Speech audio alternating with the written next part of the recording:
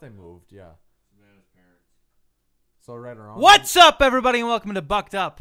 I love how you interrupt there. I'm your host, Nick Schneider. You can follow me on Twitter at PE_N Schneider. That's John, the real deal Monk. You can follow him on Twitter at JohnMonk1. You can listen to the show if you like it on iTunes, AudioBoom, Soundcloud, Google Play, any of those, or Pocketcast too, if you like the show. If you'd rather have an audio version. YouTube's the best way there is. YouTube, I think, is the best way, and I only say that because our YouTube numbers are getting smaller by the day. Everything else is growing. But yeah, I'd like people to watch it on YouTube because we really wouldn't need to put nearly as much effort as we do into it if we just did audio podcast. It'd be so much easier. I wouldn't have to look so good. No, you never really have to. I generally. Who do you have to impress? Me? Because I'm pretty impressed. Well, I impress myself day in, day out. John, we lost to the Pistons in a really annoying game. We were very high on the Bucks after the Hornets lost because it seemed as if a lot of the problems we had in the Thunder game had been fixed. Other than defensively, defensive schemes is still awful. You mean the Hornet game? Oh, I mean the Hornet game. The Thunder game was a lot of bad things. No. The Thunder game was a lot of bad things. The Thunder game. The Hornet game was plenty of good things offensively. A good loss. A lot of good things on a loss. Tonight, still a weird game for Giannis. Well, I thought he had a good stat line again. Sure, but he looked off, didn't he? He was taking a lot of jumpers, wasn't super aggressive. aggressive. He didn't take it into the paint much at all. Exactly. He's been less aggressive as time went on. But I think a lot of that's because somebody told him he needed to cool it on the fouls, but we'll get into that later. Which is the time we were to do that. Chris Middleton, too aggressive again. Was taking stupid shots again. Overall, yes. We titled the last episode "The Return of Chris Middleton." Might have been a little soon. Might have been a little fast. Maybe. We'll have to see. I mean, there's still time. There's still next time. Game. Otherwise, tough game, a pretty decent game from Snell. Pretty good game from Brogdon. Yep. Snell. Yep. Brogdon had a great game, actually. Most of our issues are with Jason Kidd. Fire Kid. Yes. Wait, what did you say? Fire Kid. No. And defensively are the two places where I think we're gonna place most of our blame. Wouldn't you agree that most of our blame is on Jason Kidd and on the defensive end of the floor? Wouldn't you agree? Wouldn't you agree? I'd see a lot of defensive problems. I would not blame it all on Jason Kidd, though. I think a lot of the rotation issues have to do with Jason Kidd. Well, yeah. There's no one else to blame on. Rotations are usually a question mark. Big question mark. It's game 9 of the season. Sure. Very early. November 2nd, right? Correct? That is... actually, it's the 3rd. Okay, well, still very early November. It is indeed the 3rd. Well, then this all changes. No, I'm still 100% for Jason Kidd. I still think we got to believe in Kidd, believe in the team. I think he obviously look at his back in his game day. He was a phenomenal player, but there are plenty of people who have been great players and bad coaches. Yeah, I was just gonna say that there's a lot of great players, bad coaches, and bad players, good coaches, which I can't name names. Sure. But no, I still believe in Jason Kidd 100%. How come? What's your reasoning? I love him.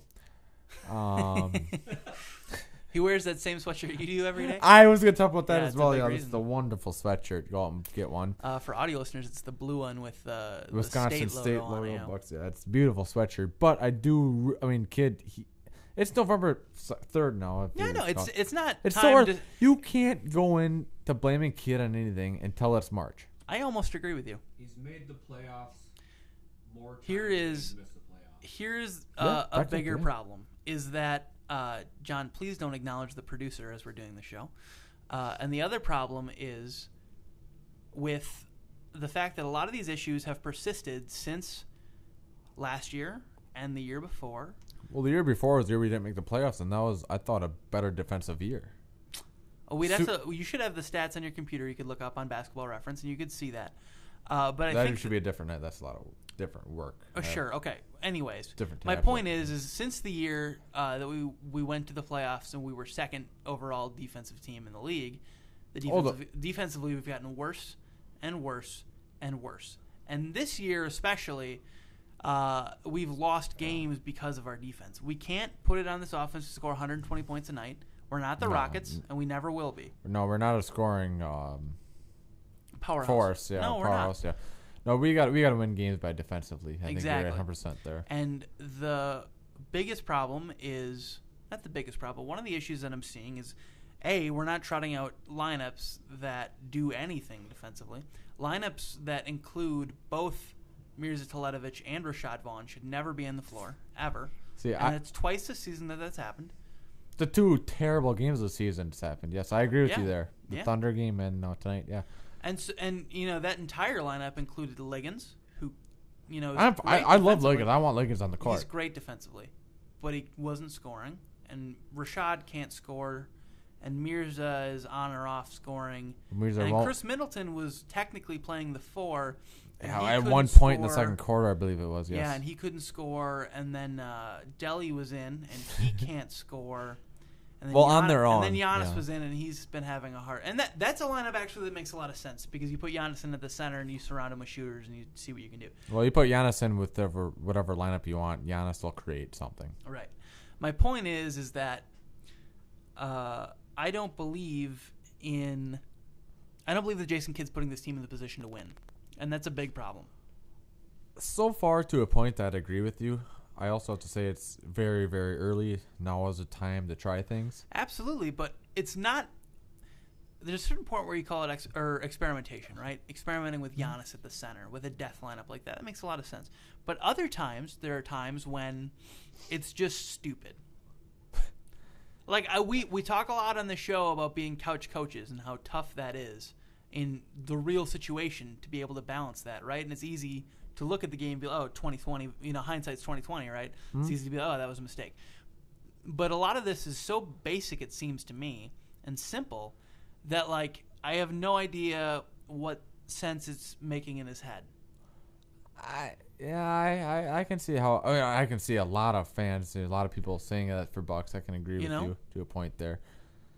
It's just because I have agreed with you for a very long time about Jason Kidd. I've given him a lot of leeway, but now these same issues over the years are still persisting with a lineup, with maybe our best lineup in definitely our best lineup in all of those years. I wouldn't say best. I think you got. What's the worst? Or what's better? We need Jabari in that lineup. Yeah, I know, but this lineup right now should be competing. Oh, I think we are. I think we are. We're 4 and 5. For top, I would never say top seed. I'd say top 4 seed. Yeah. I think we've put on this podcast that we're competing for the 1 seed. Was that after the Trailblazer win? Yeah. That could have been. Yeah. We're a little high. I still think we are not high. I still think marijuana-ly, but high off the win. Oh, emotionally, yeah. I still think we're a Eastern Conference final contender team, 100%. I would agree with you, but I don't think that we do it having nights like tonight. No, there's a lot of season to fix having that. nights like tonight, we are a borderline playoff team. We lost to a borderline playoff yes, team. I was just going to say, tonight, as of tonight, the Thunder game, and actually the whole week with the Hornets game, we're fighting for the playoff spot as of this last week, but yeah, if this is the standard of play for the rest of the season, then we're barely a playoff team. If we play like this the whole season, we're fighting for that 7-8 seed. Yeah. But I still think we're 4 seed. And to be fair, I think the Cavs won tonight, but the Cavs are also in a tough spot right now. Even if the Cavs win, we're tied with them. Yeah. Cavs throttled the Wizards. Our producer said. So that's a good Wizards team. I mean, so it's super early. Oh, there's lots of times to figure things out, but the Cavs make sense because that's an entirely new team. And that's LeBron, pretty much a ground-up new team. So that makes sense that they're struggling. Oh, yeah. We're the exact same team, and we're having the same issues we were having last season. I wouldn't say so Malcolm Brogdon went into the offseason and he got better somehow. He got better. Giannis went into the offseason and he got better somehow. Giannis? Yeah. Oh, he'll get better, I think, until he peaks. You know what I'm going at, right? Jason Kidd went into the offseason and we're having the same issues that we had last season. At some point, somebody in the front office to look at that and be like, wow, everyone else is putting in their work to get better. Mm-hmm. Everyone else is getting better season on season except Jason Kidd. I agree with you. Except Jason Kidd. I think Kidd's trying the same thing as he did last year. Trying rotations, trying Okay, great. gambles. But he was trying the Riverboat Gambler, we call him. Yep, 100%. But who Love called that. him that? I Marquise Johnson? want to say it was on Fox Sports Wisconsin. It was Paschke and Johnson. Yeah, I'm not sure. 100% sure. The Riverboat Gambler. But the point It is a is good name that for him. it was happening. Trump Gaming and Casino. It was happening in February of last year. You know, Well, no, that's not a time. February into March into we April. should know what our season. team is then. Yeah, and the team's actually not changed at all, much at all this year. Not at all. So We lost Beasley, but a lot of players got better. Beasley was a The decent bench is loss, still a but- problem. Beasley would be huge this season coming off the bench. Just a scorer off the bench would help. But yeah, I think Parker, once he gets healthy, I think we get, once Parker gets healthy, obviously we're going to be a better team, I think. Oh, there's no doubt about it. So I have a better bench great player. then. So I'm fine with Kidd trying new things, especially this early in November. I'm not saying that should be disbarred from trying new things. My point is that a lot of these problems are persisting, and we On the we defensive need, part, you're exactly, saying, and none of these rotations or anything are meant to fix those. None of these experiments that he's going with are meant to fix these problems that we're having. So basically, what Jason Kidd is telling me over these games is that we're okay with giving up 120 points a night. No, we're not. That's not but that's what he's telling me, because he doesn't seem to put a what's the word? A focus on defense. Well, I think we need Liggins in a few more minutes than what he's been putting Liggins Yeah, in. he's looked really good, but he hasn't been playing a lot. But I don't think it's just down to personnel, because we have the length and talent. Giannis is a great defender. Brogdon is a very talented defender. At the guard Chris position, Middleton's a so. great defender. Tony Snell's a very good defender. John Henson is not great, but he can block shots. 4 out of 5 ain't bad of good to great personnel on your defensive end. So what is the problem then? Is it the scheme? That seems to me to be what it is, and if it's the scheme, that's on the coaching. Well, that's on Sweeney as well, not just Jay Kidd. Sure, You got to put it's that on Sweeney. Sweeney. You got to can put that some on Augman. I was going to say Augman, yep. Yep. So but that's not an excuse. It's not. If I was the front office, I'd be having meetings upon meetings with all of the coaching staff, being like, "What the hell is going on?" Well, they have morning day game meetings every morning. At least I'm sure they do. It's not a meeting. I'm saying an emergency meeting. Oh, I'm sure they have meetings. I'm sure they have meetings on every offense. That's not my point.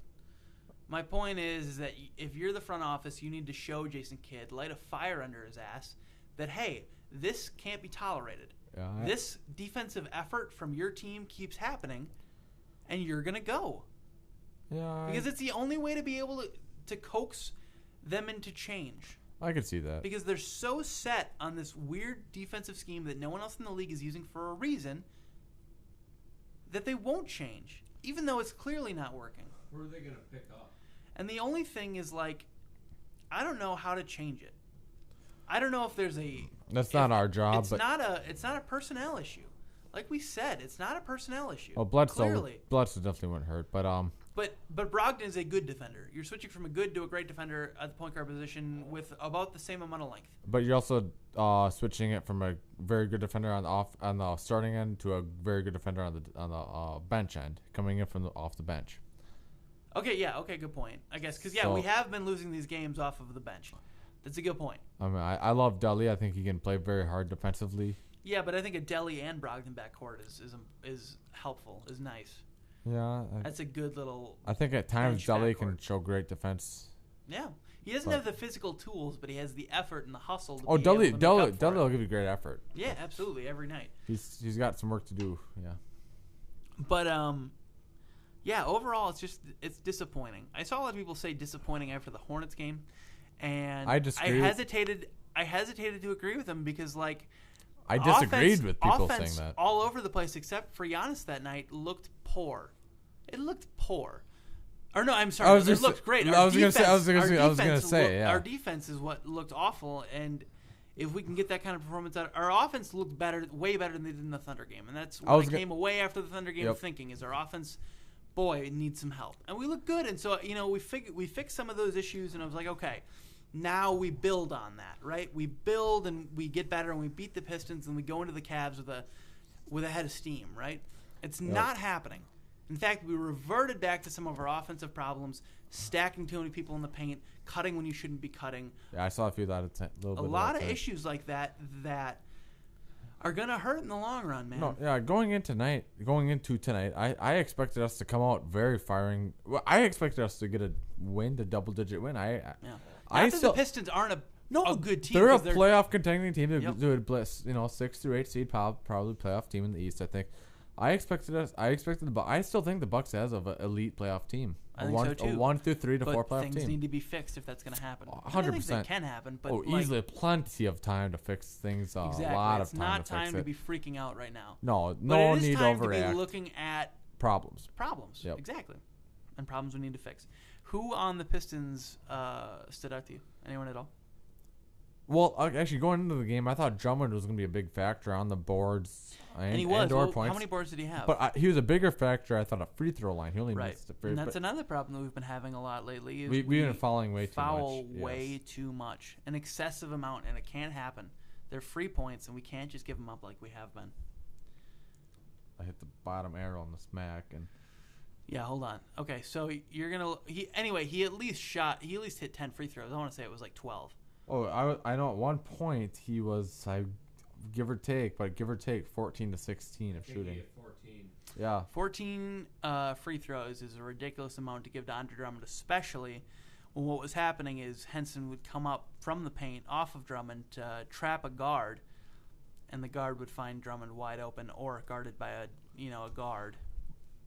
Which, as you said earlier, the defensive scheme, we would trap out by the close to the 3-point line. Our defensive scheme is all about trapping and trying to force bad passes, right? Trying to put the pressure on the offense, which is fine in theory, but it clearly hasn't been working. Fine in late in the game when we're down by a few points. We need to steal, we need to trap, we need points. Yeah, But all game long, no, we don't need that. To me, it's a defense you run if you're a bad team looking to get a break. Yeah, try and get a steal in a bucket. Yep. Right. If you're 100%. the Hawks playing the Cavs, and you Yeah. want to try and force the issue. The with Hawks the are Cavs. bad. Yeah, and you want to try and force the issue with them, then you run a defense like that. When we were a 41-win team, we were very good at creating steals off of good players. But I don't know, man. It bothers me the kind of you can see it now. We've seen it for so many years that we see exactly what's going to happen. And if the audience can see what's going to happen in the defensive scheme, these players who are... What are you watching? I don't know how to work the Mac. I'm on ES. Well, I have no stats now. We don't need them. It's fine. The point is the audience now watching the Bucks play can now point out what's happening in the defensive scheme. Maybe not generally, but a lot of us who really pay strict attention to what's going on Watching all the games, yeah. can almost predict where we're going to shift and how we're going to move on a string like that. How and we're going to rotate, can predict how we rotate. To the average fan is how Exactly. I predict, yep. Can you imagine what An how NBA a coach NBA and NBA coach yep. is salivating after I looking agree at with that. It's terrifying, and I'm worried. I do agree with some possessions though. There's I'd say at least some possessions. There's players who just get beat. I don't know, one possession in the fourth quarter, Snell just fell over or he got tripped or something. And so that threw everything off. There's possessions in the NBA where you're gonna just lose matchups. You're gonna lose things. Absolutely. But I do have to agree, yes, to you that it happens far too often with the Bucks. with the Milwaukee Bucks. Yeah. And so it's not a coincidence. It is a real problem. And then Can I get stats back up? Or? get them back up. Just turn off that video, will you? Turn the sound off or something. How do you turn volume There's down? a volume button in the top right. On the Dell, it's over here. Giannis should touch the ball every single There you go. possession. Yes. Yeah. Yes. Okay. And again, don't Good. acknowledge our producer. But I'm working on it. the biggest thing is, if you're in the fourth and you're down by 13, 10 and you to need 13. and you need to come back, your best player should touch the ball every possession, especially when your best player can create as well as Giannis does. I do There have to on one possession. Sorry for Go ahead. on one possession they doubled the practically triple team Giannis on touching the ball. But then somebody should be open. We didn't That's get what- we didn't get an open look. Well, off of I it. don't know I know there's a Snell and Middleton. There's a guy coming from the the free throw line to the wing Yeah. position open for a 3, which we did not acknowledge. Sure. I remember And that that's the game. other thing is then we need to have a creator Yeah. on the floor who can. Well, Brogdon was not. This is early in the. It could have been late. I think it was early in the 4th. Yeah, it was early in the fourth. I think that was. And yeah, so my biggest issue, I guess, in the fourth is there was a window to come back. There's a window for Giannis to take over, which he wanted to do. Oh, yeah. He wanted to do it. I thought Giannis And he was played great. denied the ball. And we talk about Delhi doing that. But there are times when you, as a player, need to secede to the hierarchy. Giannis is the leader of the team, is the best player on the team, and your top 5 player.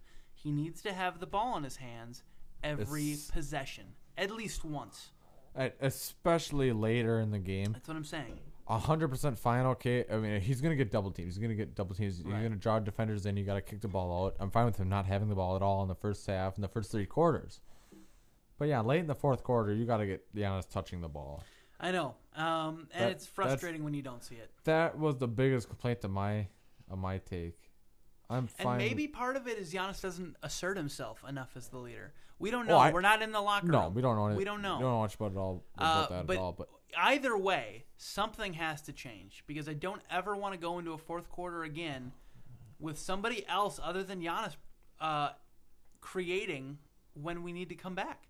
Because the person who is best equipped and best to suited do that for a comeback is our best player, our top 5 player, Giannis Antetokounmpo. top 5 in the league players. Exactly. If he's not touching the ball on every possession when you need to come back, then you're not running your comeback later in the right. 4th quarter, that's right. It was like Nate Walters in 2013, 2014. The 15-win team? Yes, the 15-win team.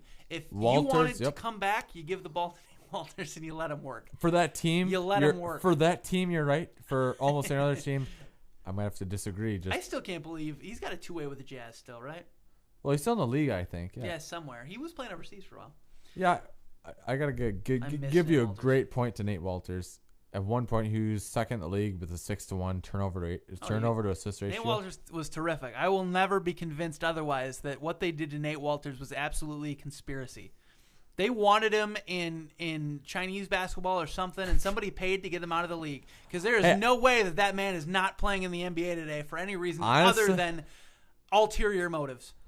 I don't know much at all about him except for after the Bucks, or except for the Bucks, but after the Bucks, I don't know.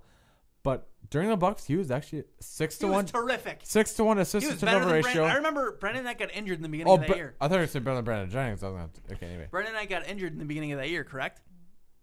Well, yeah, correct. Right, Nate Walters and that's started. why Nate Walters was starting. But Walters was a great coming off the bench when guy, too. Brandon Knight came back, there was a legitimate argument about who started. And Brandon Knight was good back then. He was a really good player. Brandon Knight was well. Nate Walters had nothing but the future ahead of him, and they dicked him. Well, future. I wouldn't know about future. He was gonna be the next. He was the next Steve Nash. Kid was crazy. I will never not believe in Nate Walters. What they did to him is absolutely ridiculous. Thank God we got He rid was of the John future of Hammond. the huh? league. No. Thank God, you're right. No, John Hammond, we missed you. But Seriously, what you're doing in Orlando is I phenomenal. love Come John. do love that you, here. love John Horst, but Come back and do that here. John Horst is a. We're not going to say anything in case the Bucks are listening, but there's a lot to be talked about by John Horst. A lot of investigative reporting to be done, and I think that a lot of work better to be- people than us should be the ones doing it. yeah. I wouldn't put that on us, but I do miss John Hammond. I love John Horst, but John Hammond was terrific. He built this team. he drafted Giannis. You're just reporting it. The other thing is, We don't know many of the things, but we are just reporting it. do you remember that year when Nate Walters was drafted and they did That was second round pick with right. Giannis. Not They the did all the Antetokounmpo. redrafts, and there were people who redrafted him in the top 10. Nate Walters was in the first round. Yeah, absolutely. Oh, God, in the first round? He was in the top 10. He was ridiculous. Was he in the top 10 in the redrafts? I can't confirm or deny that. You'd have to go research it. I think you were close. It was Giannis, obviously was, but I think Walters obviously Walters in the first round. Yeah. But I don't know if he's in top 10. We'll have to.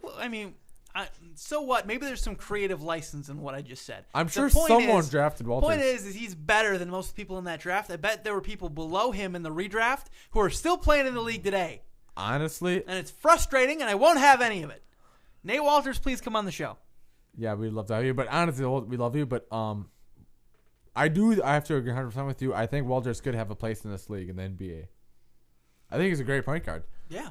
He has some work to do with the jump shot, obviously. And that was the end of the Nate Walters hour. All right, John. We didn't talk about the Pistons. Who killed us in the Pistons? Bradley and Drummond played well, right? That was the deal. That was. Well, I was gonna say Drummond's free throws. Coming into this game, like I said before the game, as we were watching, you knew Drummond and Bradley were the people to watch out, and they both had good games. But coming with Moose Monroe out, I said Drummond was gonna be a factor. I said before the game, but then he's always gonna be a factor. He's the best player on that team. But as a factor, I thought it'd be rebounding and inside the paint scoring. The factor was free throw shooting. Yeah, which is our fault. We have no one to blame but ourselves for that. But let's get the quick stats up here. You get those quick stats up if you can. What? I'm not sure you can. Oh, I got them up right here. Okay, let me know. What do you think Drummond shot at his free throws? 14 for 16. Okay, you must have saw it. I didn't. Well, it was 14 for 16. Hell yeah. But rebound. Good rebound. What was his rebounding? Can you guess that? 13. Close. It was actually 15, more than I thought too. I would have guessed 10 to 12. I guess Drummond did have a good night. Yeah, he had a very good night. He killed us because John Henson, even when he was on the floor, John Henson can't guard Andre Drummond when he's on the floor. But he at least put a little effort for it. He played fine. I remember more in the first quarter about Henson guarding Drummond. That's when I was really watching him when I was worried about it. I know at one point. The fact of the matter is that when John Henson was on the floor, half the time he wasn't even guarding Drummond. Wasn't even his job half the time. Technically, because he would How jump many out times at the pick and rolls, he would jump out and trap Exactly. How many times was he trapping on pick Then and rolls? we'd have it was gross. Yeah. It makes me angry. Well, on a center like Drummond is when it's questionable. Right. But Bradley had a good game. I think Bradley versus Middleton, Bradley won tonight. They're very similar players, and Bradley definitely won tonight. Bradley Beal? There was a Avery Bradley.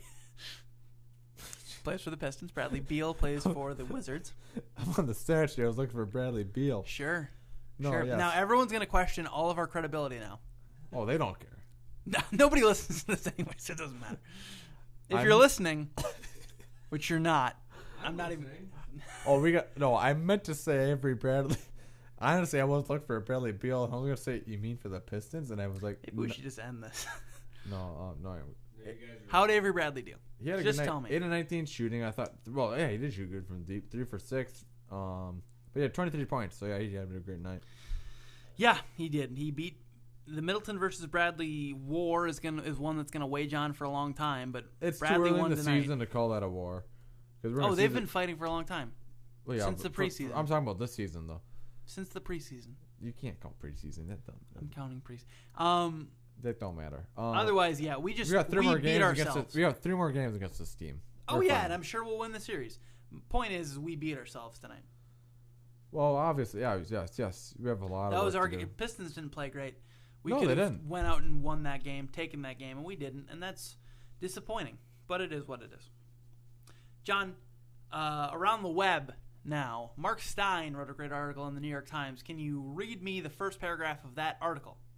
Mark Stein? Mark Stein on New York Times went and interviewed Giannis, interviewed a lot of people in Milwaukee, in the Bucks organization and out of the Bucks organization. It's a great piece in the New York Times. Doesn't really tell us anything that we didn't know already, but I still love Giannis getting media coverage. It'll be in the link, correct? It'll be in the link. It's called The Unspeakable Greatness of Giannis Antetokounmpo. Great picture on the web here. But yeah, it talks about Michael Redd in the article. Yeah, they interview Michael Redd from the Mecca. He was at the Mecca game and they interviewed him there. Yep, 100%. And it's just really a great article. A great article. I mean. And then Behind the Bucks Pass also has an article up today. Who's it by, John? Well, that is by Jordan Trusky on the Sure, Behind the Bucks. Jordan the one Trusky got is tonight. phenomenal. If you Jordan is a Mirza believer. He is. I don't know him, but Mount Mirza is his profile picture on Twitter. Is that it? Yeah. I like that. I like that, Jordan. If you, we tell you to follow us every night on Twitter. If you want to follow anyone on Twitter in the Bucks sphere at all, it's Jordan Tresky. He's phenomenal. He's so freaking funny, man. He is so funny. Actually, I think I knew Jordan had a Mirza picture. You might have. Honestly, seen him on Twitter. You follow him. That might have been one of the reasons I followed you, Jordan. Yeah. Yeah.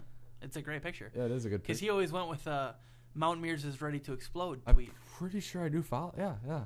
And so I read this article earlier. Yeah, it's a very good article. It's very good. What's it called? Nobody knows what it is yet. It's Milwaukee Bucks staying the course with Thon Maker. Which with the 100%. And it's all about the disappointment this season so far in Thon, but it's a long development he's so cycle. young. He's so young. The promise is still there. There's nothing to get concerned about yet. Is his argument? Talks about his rating. Talks about his points per 100 possessions. I mean, he talks about many things. Very good article. Yeah, absolutely. So follow Jordan, but also read that article because it's great on BehindTheBucksPass.com. Link in the description. We had 2 very good articles tonight. Yeah, honestly.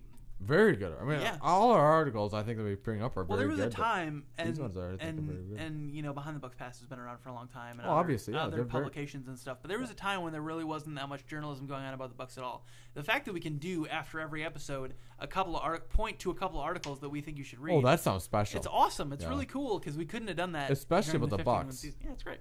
It's great. Oh, the 15-win season. No one was writing about us except for how bad we were. And there are times when like great publications like The Ringer are writing about us, and that's really freaking special, man. It's awesome. It's awesome because I read The Ringer every day, but it's awesome to just flip on the page in the morning and hey, there's another article about Giannis on there. It's awesome. It's such a cool feeling to be a part of. It is very cool. I mean, being a Bucks fan, seeing this what's the word? Publicity? Yeah. Maybe? Yeah. It's very cool. It is actually to me special, but to many people it's just cool, which is cool. Yeah, absolutely. Okay, last thoughts, John. What have you been up to lately? I did watch a movie last night. What'd you watch? Jurassic Shark was the movie. It's the first Jurassic Shark? Yeah, there's 2 and 3, yeah. Me and my girlfriend actually looked up the movie after the movie. Yeah, there are 2 sequels. Was it any good? Honestly, I loved it. Yes. Yeah, sure. What was it about? Well, give me the summary. Well, you got this megalodon shark. Okay. Which is a megalodon. Okay, I can see it in my mind's eye. And now we looked it up earlier tonight. It's a parody, which I'm not 100% for. Is correct? Yeah. Here's the real deal. I think you looked up the movie, but you did not watch the movie. Correct? Here's the real deal. Is there are a lot of movies that are made to be bad, and they're fun or whatever. Sharknado's fun, but it's not. The first Sharknado's awesome, so much, but after first Sharknado, it gets. I'm not a huge fan of it. What's so much more fun is somebody who goes out and tries to make a movie and fails in every aspect, and that's why it's funny. That's so much more exciting to me than somebody who goes out to make a bad parody, movie. Yes. Yeah, that's boring to me. So I don't know if I want to watch that movie, but you liked it a lot. Well, when I was watching the movie, what I was thinking, I was watching with Zoe, my girlfriend. We were thinking it was just that bad of a movie. Right. I did not know and it was a parody. It could still be bad of a parody. It could be, parodies can be I recommend it to you guys who want to watch a... I'll check it out. I'm going to check it out. I think, well, it has... It's on Amazon Prime, right? Amazon Prime. Yep, I'll definitely Jurassic check Shark. But it's got a lot of good scenes of when you see the shark in action. Sure. And it eats boats. Sure, as a shark does. It'll. I mean, obviously, the people you see that. I think it's ketchup spurting out. Because what we did in We the had a very quick beginning film. of our relationship is we used to make fake movie trailers. Trailers, yes, Yeah. yes. And so we used ketchup a lot. Yeah, that's what it looked like. It had the shark would bite and splurt out the edges. Yeah, very well could have been ketchup. I mean, it was a great movie. Okay, here's the thing though with ketchup is everyone doesn't understand when they do it without doing any research is it looks nothing like blood. That's just always the joke. It's just use ketchup, but it looks nothing like blood. No, you're right. It's a very darker blood. Yeah. I'd call it the type B, maybe. Oh, sure. No, I didn't know there was a difference in the color. No, I don't think there is, but I like to think there is. Sure. Yeah, so I'd give it a go. I mean, it's on Amazon Prime, Jurassic Shark. I think there's 2 or 3. A lot of good shark movies out there. There are a lot of good shark movies, but I think most of them are dumb, meant to be bad movies. I could see that, but give it a go. See what you think. And after Jaws won an Oscar, it was kind of hard to follow that. The thing is that after Jaws won an Oscar, it was hard to follow it up. Is what our producer just said. I've been up to really nothing at all. I'm gonna go home. We played Call of Duty last night, right? Yeah, I played a little Call of Duty last night, but I'm gonna go home and play more. So which one's out now? The World War II. They're going back to World War II. It's good. It's fun. World War II. So I played. That was the second of the World Wars. Let me tell you what I've all played here. I played the MW2, obviously, MW3, Black Ops 2. COD 4. I probably Modern played Warfare, it. yeah, you played it. but I don't remember it much. I remember, well, the best one obviously to me was, it's a tie, MW2 in the Black Ops, the first Black Ops. Yeah. Back in the. I see. I liked it when they went to the future, and I know I'm in the minority, but the fast pace suited the gameplay really well. But we can save this for the Gamescast because I'm sure me and Luke will start doing that soon. Yeah, I'm not into that. I'm dead. You sound pretty into it. I do love Call of Duty, but yeah. Anyway, this has been Bucked Up. Tough loss tonight. Tough loss. We'll bounce back. It's not a huge deal, but be concerned about Jason Kidd in his future. I'm not concerned with Jason Kidd. I am. I'm not. I'm your host, Nick Schneider, alongside John, the Real Deal Monk. You can follow me on Twitter at PE_N_Schneider, him at JohnMonk1. You can listen to this podcast on iTunes, AudioBoom, Soundcloud, Pocketcast, and Google Play. Or you could watch it on YouTube, which I highly recommend everyone does. Use the views over there. Sure could. I will have a joke for you next episode. I thought of one. Oh, yeah, you were going to do a joke this episode. Yeah, I thought of one. And you lost it. I had the beginning of it. Actually, should I give the beginning of it? And it's gone. No. Okay. Save it. I do know the beginning of it. I just can't remember how it ended. But. And that's been Bucked Up. Stay bucked up, everyone. And Bucks Cavs Tuesday night, right? Bucks Cavs Tuesday night. We'll All be right. back on Wednesday with an episode. Cheer the deer. Go Bucks. Go Buckaroonies. Buckers. Hey now, you're a Buck star. How does it go now? I don't know. Hey that was a pretty now. solid episode though.